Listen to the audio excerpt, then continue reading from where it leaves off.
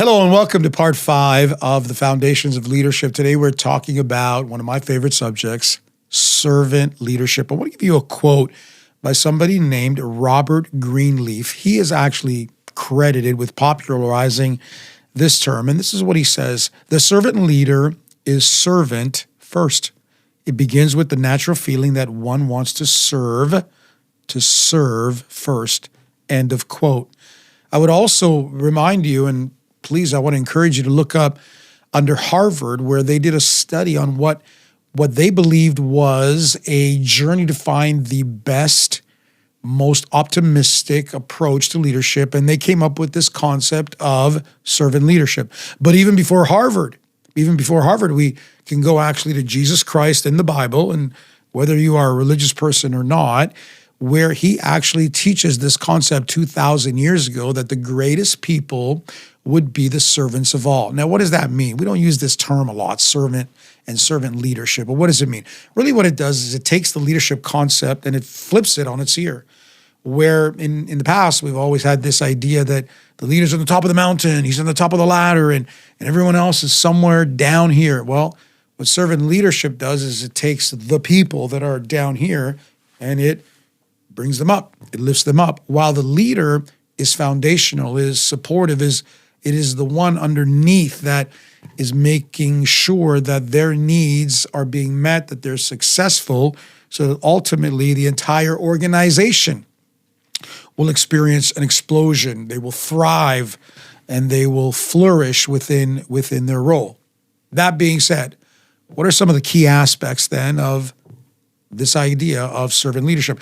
Number one is that we put people first, and we do it in a genuine way. It's not manipulative. Anything about this, by the way, cannot be manufactured. You have to believe it. You have to believe that this is the right way to go, the right concept. And so people are not minions or pawns to be used and moved on a board, but that they matter, that they are truly important. Number two, empowerment and development of their talents, of their gifts. What do leaders do? They build the future. They have a blueprint, not only of the organization, but of individuals themselves. Number three, and I'm going to run through these quickly, but number three, listening and empathy. The idea that we are listening with deep understanding, really to seek what people are saying, what is being said, how they feel, what they're looking for within the organization.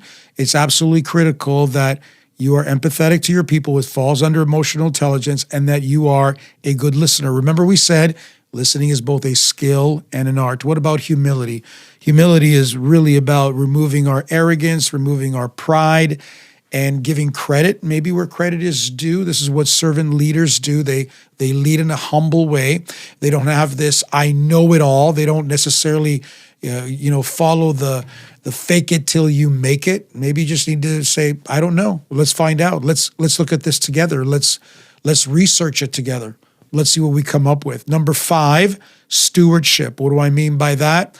Understanding that your role as a leader is a matter of trust, that you've been given responsibility for people, for resources. By the way, I believe people are the greatest resource that you can be given. And so it takes an incredible trust, and you need to be a good steward. What's another word? A good manager, a good leader for what has been given to you. Number 6, remember we're talking about servant leadership. Number 6 is building community, the idea of relationship and collaboration, having this sense of belonging, this culture of unity, and that we are in this together. This is what creates incredible morale and creates incredible trust and confidence within the organization. Number 7, vision and foresight. Vision and foresight, communicating the bigger picture, communicating your thoughts and ideas. And by the way, allowing people to speak into that, allowing people to give you feedback, the idea of the open door concept, that you're not insecure, you're not afraid. Maybe some things need to be critiqued. As a servant leader, you're willing to do that. Number 8, ethical use of power. So we are not muscling people, manipulating people, dominating people, using our authority or our titles or our badges to basically push people away, but rather using authority where it is needed, where it is required, but here again, in a way that is trustworthy and that people understand why that authority is being utilized, that it's for their safety rather than for their harm. And then finally, a big one for me, morality and integrity, that we always lead with accountability, we always lead with transparency, that nothing is hidden, that people know we're going to tell the truth, we're going to be honest with them, with others, that we require that back of them. All this, my friends, is all part of this concept of servant leadership. So once again, let me end with this. Servant leadership flips the traditional power pyramid upside down. The leader serves the people and not the other way around. Maybe you need to take a hard look in the mirror. Maybe you need to take a look at your own leadership style. Maybe you need to pivot your organization, your church, your ministry, whatever it may be, wherever it is that you are leading. Maybe you need to make some personal changes. Maybe you need to obtain some feedback from those that you trust on how you can change this in order to pivot the place that you're leading. I guarantee you, this is the way to go. Servant leadership is about the future. It is about long-term success. It's not necessarily an easy fix.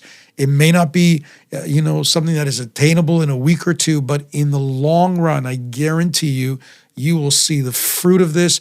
You will thrive. You will flourish. Your organization will, and your people will with you. And you will see an incredible loyalty. You will see an incredible loyalty returned back to you. As always, please leave your comments and questions, and I'll get back to them as soon as I can.